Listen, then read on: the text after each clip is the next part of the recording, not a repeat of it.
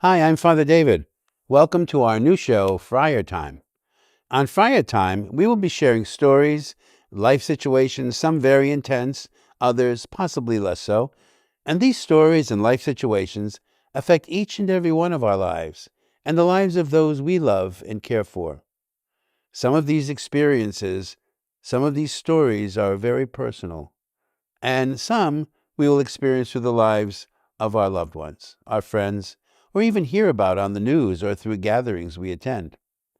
On Friar Time, we will have a variety of friars and others who are part of our lives who will help us to discuss these life situations as they share their personal stories about how these things have affected them. Hopefully on the show, we will be able to provide you with information in some ways and ideas on how to deal with the tragedies, difficulties, illnesses, and the joys that each of us encounter as we live our daily lives. So welcome to Friar Time. Let's start talking.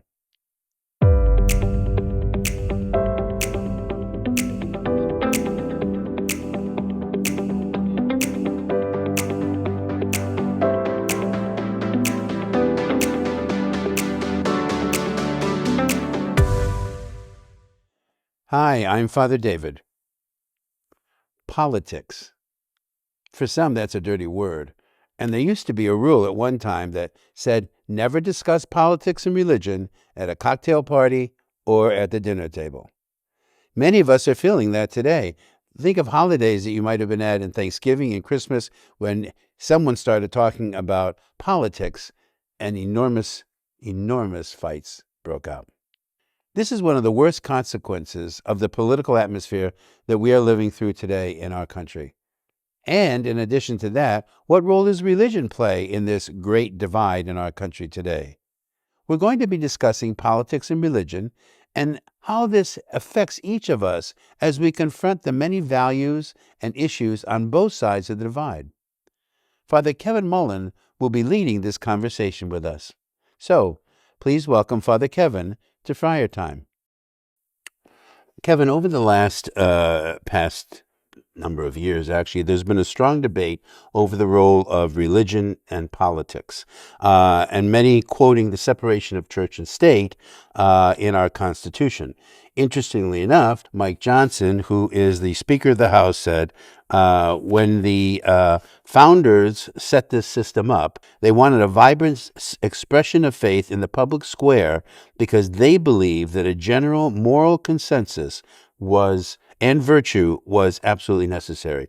The separation of church and state is a misnomer, and people have misunderstood it. How would you comment to Mr. Johnson, Speaker of the House? Well, I would agree. I would agree that it's misunderstood. And I would say he misunderstood it, to be quite frank. I mean, my understanding of history, in the U.S. history, I'm not a constitutional historian, I'm not a lawyer, but my understanding, just based on the biography of the founders, is his very point that they wanted a vigorous debate in the public square was not evidenced in many of those people's lives. Mm-hmm. What they did want was more technically called anti-establishment of an official church and an official religion. And so in our Constitution, we have the principle that no religion is guaranteed by the state as the official religion. Mm-hmm. And we also have the claim the state will not hinder the practice of a person's belief. Having said that, that's where the separation kind of notion came out of, and people continually misunderstand it. Where I do agree with the speaker is that religious convictions have a role in public life, and there should be vigorous debate within the public square. I think where we would part ways is that the speaker and many fundamentalist Christians, fundamentalist Muslims would say, all I need to bring to the debate is either the scripture or, our sacred text. Right. And that proves our point. I would say no. The Catholic tradition has always said it is a matter of faith and reason. And I firmly believe, along with people that were really leaders in this field, John Courtney Murray, Richard McCormick, these are folks who I learned from their reading or their writings, and people have had profound influence, that the debate in the public square is one of suasion. It's based on your reasons. Right. It's not based on a faith conviction. And the Catholic tradition is very, very much at home in that world. And that's why we should be involved with our faith tradition, but we can't claim our position based on revelation. It has to be reasonable to all men and women of goodwill. Well, that's because he went on to say, he said that one of the reporters said to him, what is your worldview? What do you see as a vision for this country?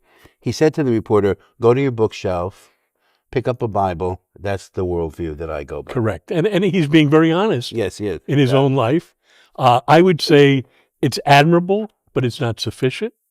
And I don't endorse it as the worldview of a person who lives in a pluralistic society and who is trying to take a leadership role in a democratic republic. That you need the Constitution, you need reason, and you need to respect the various opinions of a number of people. So I don't see our law just establishing the Bible as our sole text. Mm-hmm. So many see the current state of political polarization in the United States as probably the worst in our history. And so what role, if any, do you believe religion and faith play in exasperating or mitigating this polarization? I think a similar debate, and this has been raised or a similar issue in our past by many people who've commented on this, is to look back in the 1840s, 1850s, the prelude to the Civil War, and the debate about slavery, of how slavery, not only within the South, but slavery was practiced, as folks would know, in the North and throughout the country in a number of places, including in New York State, where folks don't like to talk about it, but it was. And the debate that began on a moral plane, a religious plane, that eventually became a political plane, and eventually, sadly, became a divisive point to which people took up arms, using other reasons to shelter their true motivation. So we have precedents of this with that kind of division. And are we close to it? I would say there's elements that frighten me that say, yes, we are. In terms of the Civil War. Close, yes, to violence with it. Mm-hmm. If it continues in this kind of way. But I remain hopeful that there are men and women in government, beyond government, that want reasoned dialogue. And so I firmly believe the answer is not hang your religion up on your wall when you leave your house and enter the public square. No, it's bring your religious convictions, but also bring the cherished notions of toleration, cooperation, some type of measured, even compromise, which is now a dirty word. Right. And, we used to, in our tradition, we hailed one politician as the great compromiser, Henry Clay, because he was able to bring together folks of different views. That seems to have all been lost. And so we're in a period where extremes get all the attention. I would hope that the moderate voice becomes stronger. You and I both lived in a time when we had the silent majority was seen as kind of the religious right, and that they woke up and spoke. The same needs to take place in the middle.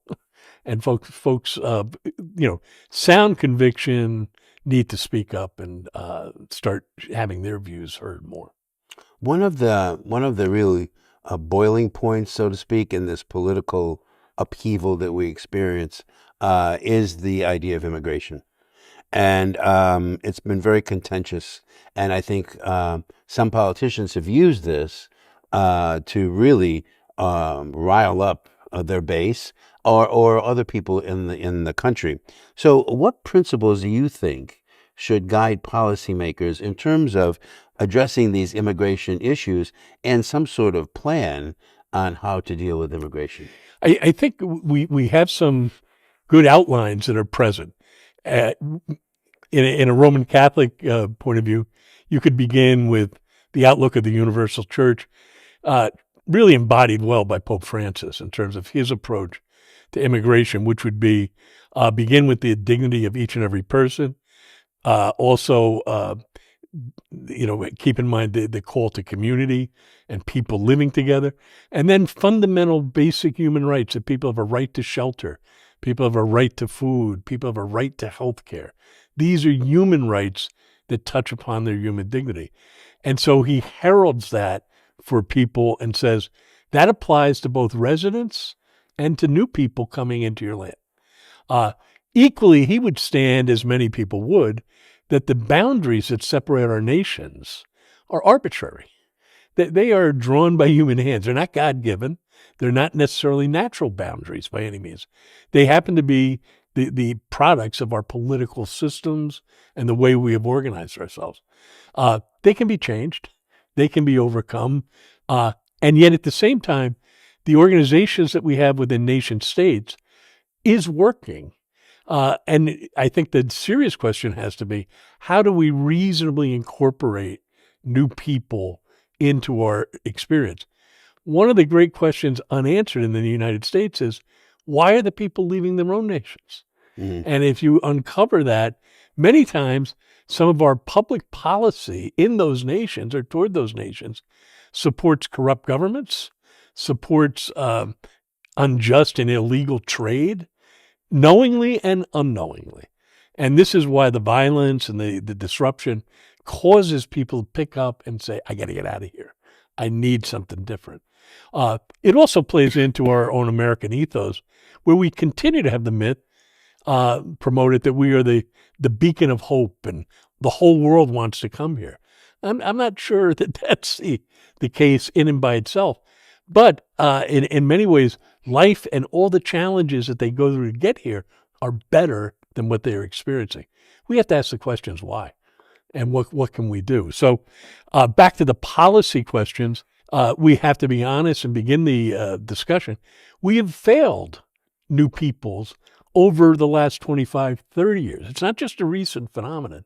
We're seeing more and more come because we have used this as a political football. And we've beaten up one another. We've lost the sight that these men and women coming are our brothers and sisters. That has to be regained first. And then we ask the questions, how best to incorporate them and how best to help improve their condition before they come.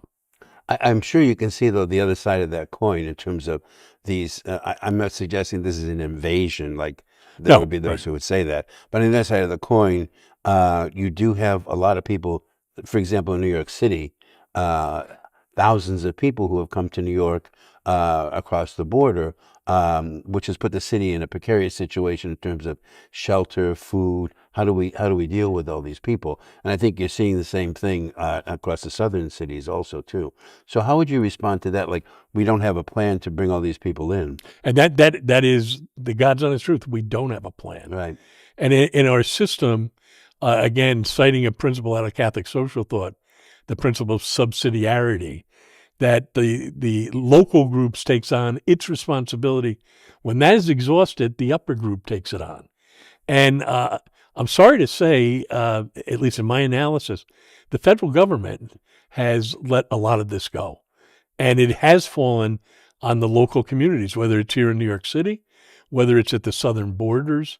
It's like, that's your problem. You deal with it. Mm-hmm. We are occupied with other issues. Well, we need the help of the federal government. We need to work together. And this is where we need to drop the rhetoric and stop using these folks as a political football. These are brothers and sisters. Do right by them. Mm-hmm. Treat them with dignity and help them advance. A very for practical reason.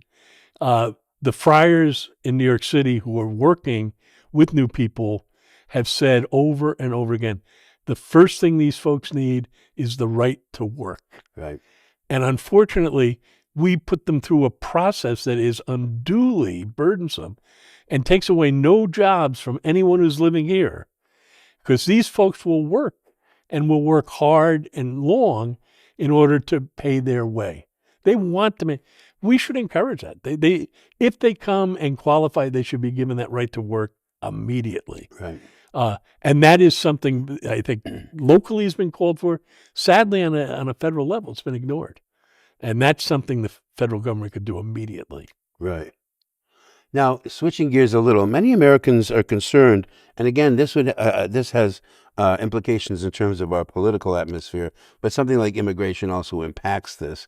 Many Americans are concerned with the erosion of what we call democratic norms in the country, as well as the erosion of belief in our historical institutions.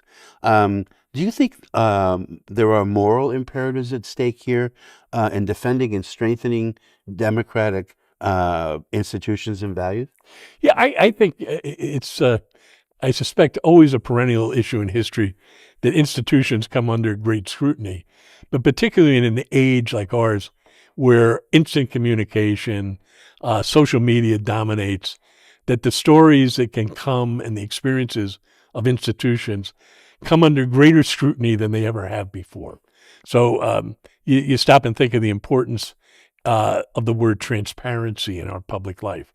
Everyone wants every institution to be completely transparent, or it's held in suspicion. There's more evidence of why you need to do that because people have looked and said, in the past, these institutions did not live up to the trust they demanded. So I think you begin with that institutions are under greater scrutiny and examination. It doesn't mean, though, that we abandon them, because institutions do come as out of a need for community and out of a need to bring people together. And these institutions then develop ways of acting, mores, as we might want to say. Eventually they become moral precepts, perhaps, for that group. And those need to be examined and endorsed on a regular basis. I think no one should be afraid when institutions are called to re-examine their fundamental reasons for existing and being asked to show we are living our mission or our purpose. I think that's healthy and should go on regularly.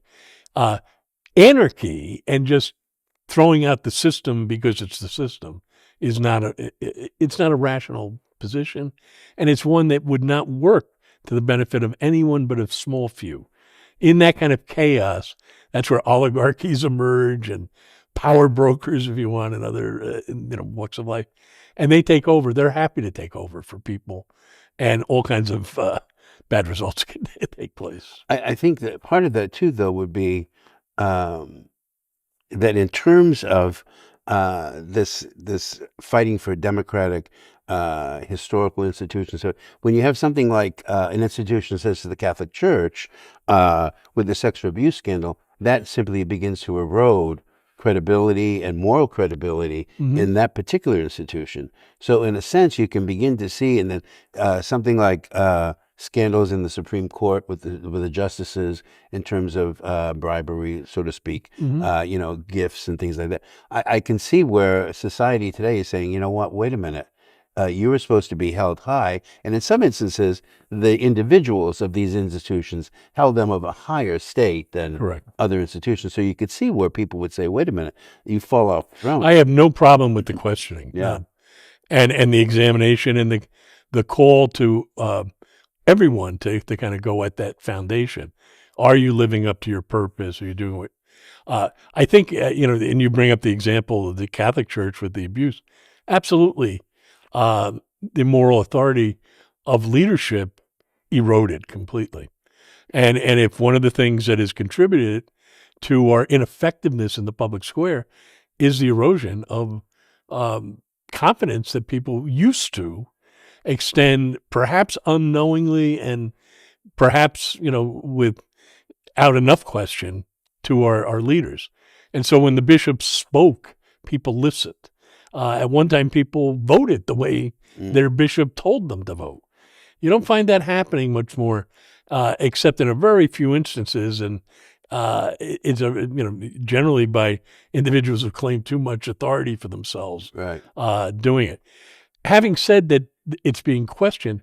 The sad truth is, since the public nature of the sexual abuse scandal was exposed for the first time in the early 90s, but more vigorously in the early 2000s. There has been precious little that has come into our papers, into our news media, about the steps taken to reform. Mhm. What people are fascinated with is the horror of the abuse, and it was horrible. There's no minimizing it. But more and more, that is the story that is told. The steps that have been taken to counter that and the attempts to create a new culture are very poorly known and not widely disseminated. And that is one of the tragedies, again, of losing your voice. No one wants to listen to you, Right. Yeah. with that.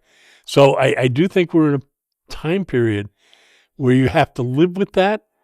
You don't have to accept it, but you need to understand, like you're asking, can you understand the other side? Absolutely. Mm. Absolutely. I understand it. I don't agree with it, Right. but I understand it. Yeah.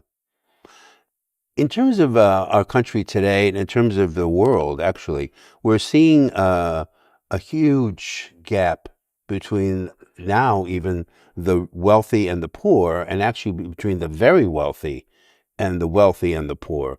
We're seeing this. I was reading an article in the Times about the very wealthy, for example, in a city like New York, San Francisco, any of the major cities, who are living in a whole totally different world, like a real bubble, where newer types of services are being offered to these people that are unseen before. What is the moral implications of what we see in our society in terms of this gap between the haves and the have-nots, or the really radical between the very wealthy and the poor? Well, I think it's as old as human history itself. Yeah. The famous line coming out of Scripture, "Avoid greed in all its forms." Well, Yeah. it still rings true. And all kidding aside, it used to be when we were much younger, you were rich if you flew first class. Yeah. Now, if you don't have your own jet, you don't even cut it. Yeah. So it's that kind of thing. More and more toys. Who's got them? And at the end, do more toys count? The answer's still the same: no. It's like how much is enough? Yes, yeah. The enough question is one that's very difficult because folks who have always see there might be that rainy day coming. There might be. They look at the contingencies, and it's very difficult to say enough is enough. But I think what counterbalances it and can help us in this way is the common good, the notion of the common good. Again, a hallmark of Catholic social thought to keep as a corrective. So it isn't just about how many toys I achieve. It's what do I do and who do I bring with me? I think we're blessed to see over and over again the work of men and women who are philanthropists, who do have and who recognize they have been blessed, but recognize it's not just about them. It is about helping others and sharing that to make the world better. And many of them go under the radar. They don't want the publicity. They're not trying to highlight their own egos by it. But so I see the growth and the separation. At the same time, I've been blessed to see folks share what they have in a very unselfish manner to help others. And we need both. We need that is what we need. We don't need the greed growing. But Do you think that there are moral implications, though, in terms of where, in terms of enough is enough? It's just like, for the poor, it's just like, what, enough is enough of this. I mean, when I look up and see, people spending $20 million on a condo, and I'm, on the street with, 2 paychecks, still don't make it. I can see where there's some sort of, the system is broke in that sense. absolutely, the system is broken, and the gap ought not to exist. The difficulty is, who draws the line and where's the line drawn? Right. And there's a lot of presumed wisdom there that I'm not sure is collectively shared. Mm-hmm. And I think just preaching at people and trying to call them out, shame them, embarrass them, does not work. No. It does not work.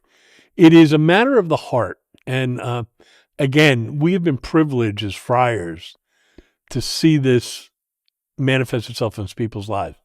I'll give you an instance you know very well. The bread line at 31st Street, where people come every morning at 7 o'clock. Volunteers come. Men and women who found their lives different than they planned are receiving food. The countless stories over the beginnings of the time that Breadline has existed of people who've been on it and then recovered and come back and support it and help it because they never forgot. That's one side of it. The other side is also men and women who volunteer, and that the experience, the encounter with handing the sandwich to someone moves their heart and they want to do more. I think of people I know who, when they visit New York, always call and say, can I volunteer at the Breadline? Mm-hmm. Because this means something for their spirituality. This means something for their life. So those experiences that touch the heart are the conversion moments. Mm-hmm. And that's what will hopefully help us establish enough. Those folks are willing to have that discussion, and I guess what we can do is try and make the opportunity available for others as best we can. I think part of this is, it's not that you shouldn't have that, but maybe they should have more. Exactly. And what are you doing with what you have? Exactly. How are you using it in a productive, helpful manner for other people? You think of so many young, I always go to children with this, but it's people of all stripes, with all the miles we get for flying and all this kind of stuff. How many people need this to bring a loved one to support them in their illness, or, to get to a hospital for some treatment? What we could do with what we have. Right. And we often don't even think of it as a resource. It's that kind of vision of other-centeredness that could really change our experience. Yeah. Among the tensions in China and the United States that have been brewing more and more recently, the New York Times had an article that stated that China and the United States have agreed on the possibility of a major move toward joint climate control, with the idea of looking at fossil fuel and how they can really rethink this whole thing. So Pope Francis, obviously, in his document Laudato Si, sees climate change as a global crisis that requires, obviously, collective action, something like the United States and China. Also, with the fact that the United States is one of the main contributors of climate damage, so to speak. So as a major contributor, then, in the United States of carbon emissions, what do we see as the moral implications, because of Laudato Si, especially, of protecting our environment? Well, I think the number one moral obligation in this regard is that we need to act. We cannot any longer sit back and debate theoretically, is this happening? Will it happen? It's happened. And the evidence around us mounts every day. We see the destruction. The brilliance that Pope Francis had, really, he drew an insight from his predecessor, John Paul II, in beginning to see the connectedness of the environment with the human. That if you want to advance the experience of humanity and its dignity, you must address the climate in which they experience their life. And no doubt Francis has taken that to a next step in using a phrase that was John Paul II's, integral ecology, and talking about how ecology unites all the human issues, poverty, violence, homelessness, all connected in what our environment is happening, and unifying that together in a strong way. So the moral imperative is, we have this knowledge, we have this space, now we have to act. So to your earlier point with, what about the U.S. cooperating with China? Amen. Let's do it. Right. Let's do it. Let's both of us admit, because we're the two biggest violators, our wrongs. Let's not wallow in that. Let's not beat one another up. Let's change. Let's get about how we can reasonably change. And this is not competition. This is survival. I mean, I think it's that fundamental and that basic. Yeah. We're talking about the survival of God's gift to humanity. I gave it to you. What are you doing with it? And right now, we're not getting high marks on that. So I'm all for the cooperation. I think it's right. It's a foundational part of our moral life. So I just quoted the New York Times. Did you believe me that it was from the New York Times? I sure did. Okay. There would be those Only because I know you. but there would be those who would say, "Really, was it in the New York Times?" Or Exactly. So we had this whole thing: fake news, real Yeah. news, who's news, ultra conservative news channels, news venues. This whole thing was social media, which has made people very, very wary about what they can believe, even if they see it. Is it doctored video or is it real video? I mean, it's just like so difficult for people to believe what they see even anymore. So the role of social media and technology in shaping political discussions has raised many moral and ethical questions. How do you view the ethical challenges posed by digital and cable news media? Well, I think the number one ethical challenge is that truth counts. And there is such a thing as objective, verifiable truth. That's a philosophical conviction, not so much a moral conviction. Folks who accept a rational experience in their life and in their world need the truth. There are folks who say this is irrational and reject both. I'm not one of them. So I want a rational basis to my world. I need the truth. Mm-hmm. So truth telling is fundamental. And to the degree that social media contributes to fake news, distortion, manipulation of it, it stands against the truth and it has to be challenged and brought up. There's a second feature that again, as a theologian, we learned a phrase that I don't think I've ever used in public before, but I do it right now. And it's called the hermeneutics of suspicion. And the hermeneutics of suspicion is basically a methodology where you just don't accept it because someone says it. You don't accept it because you find it written in black and white. And you don't accept it just because it's been in the Bible and told as a story. You're suspicious of it. And you begin to ask the annoying childlike question, why? Mm-hmm. Why is it like that? Does it have to be like that? Can it be something different? The hermeneutics of suspicion led liberation theologians to reject the power claims of God-given authority to nobility. They asked, does it have to be that way? Is that God? And they found different answers. I find it a very, very helpful phrase for understanding what's going on in the world we have today. Mm-hmm. Applying the hermeneutics of suspicion says, you claim the New York Times. I know the bias against the Times, but doesn't mean the Times always is wrong, nor is it always right. It's not enough that that was reported in the Times. I'd like to hear it in other sources. And the news item that you quoted is repeated in all verifiable sources. So that leads me to say that is an accurate, truthful account by my hermeneutics of suspicion. There might be other things where they interpret and give motivation or editorialize that I'll say, that's nice. That's the New York Times opinion, not mine.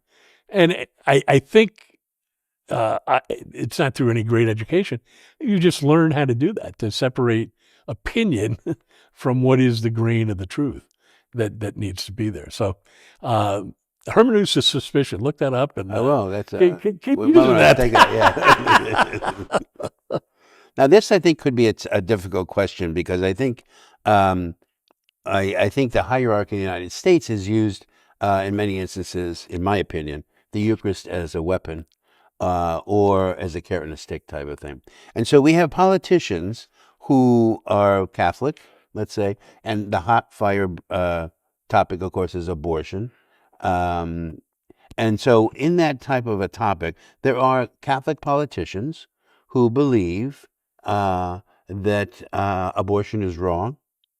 However, they have been elected by either a state or a county or whatever, or the country, to a position where they need to enforce the law of either that state or whatever. So at this particular point, we have politicians who are Catholic who are publicly pro-choice and yet personally pro-life.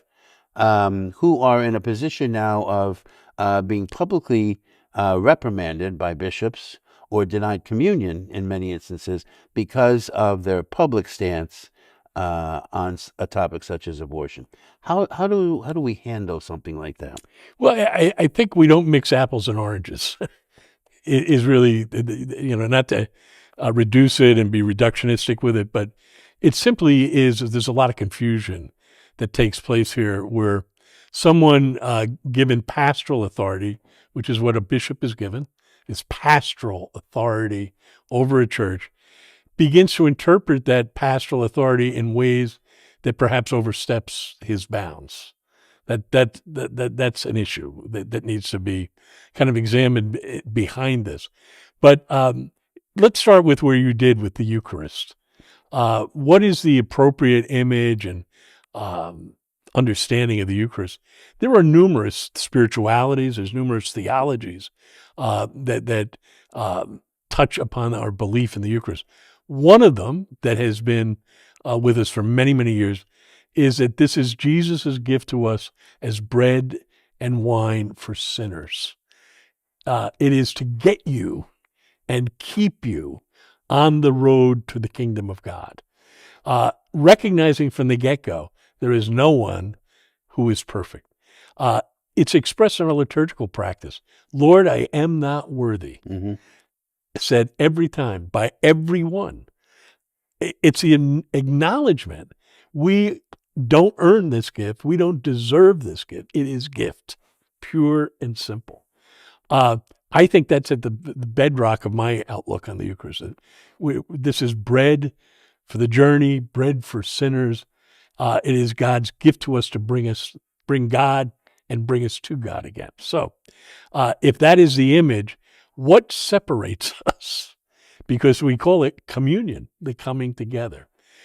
There can be willful things that separate us. I don't believe. Mm-hmm. And that separates us.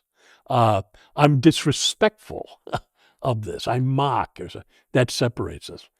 But as someone who's ministered to the Eucharist for others, the one thing I've never possessed, and I know no bishop has it, I can't read someone's conscience. I have no ability to look into someone's heart to say, where's their standing with God? Are they worthy? I presume, and I think it's a solid presumption, they're just like me. Mm-hmm. They're struggling. They're a sinner. They need this. I need it. And I'm happy to share that. And I don't think it's a political statement. It is a matter of faith. And here's where the apples and oranges come in. It's being used as a political statement hiding behind a moral imperative. There's no moral imperative here. Once again, some basic thoughts are being shared. It used to be the bishop was the most knowledgeable, the most educated, the one who knew the good, and all the people just accept it. We live, at least in the U.S., in a highly educated environment where men and women can choose to read the New York Times, the Wall Street Journal, the New York Post. Whatever you want to read, you can read it. And you have the background, and you guide your own decision-making. You're not turning right away to a bishop to say, can I? Right. Should I? Would I? And I can tell you, as you know, there's no politicians look at the bishops right now because they've been rejected over and over and over again. They've been told, stay away. We don't talk about this. You do what we say or get away. That has not worked. It's failed miserably. So I'm not here to pronounce that everyone should receive the Eucharist, but my presumption as a minister is if you approach me, you're approaching it in good faith. And we've never had a card-carrying thing. There are churches that you cannot receive communion in unless you're known in. Mm. And unless you have some type of, proof that you're part of this, ecclesial body. The Catholic Church has not done that and will not do that because it has opened itself and trusts in the goodness of the person approaching. I see nothing to change that. Thank you. Thank you very much, Kevin. Those questions were answered beautifully, and we hope you enjoyed Friar Time with us. We thank Father Kevin, and we'll see you next time for Friar Time. Thank you.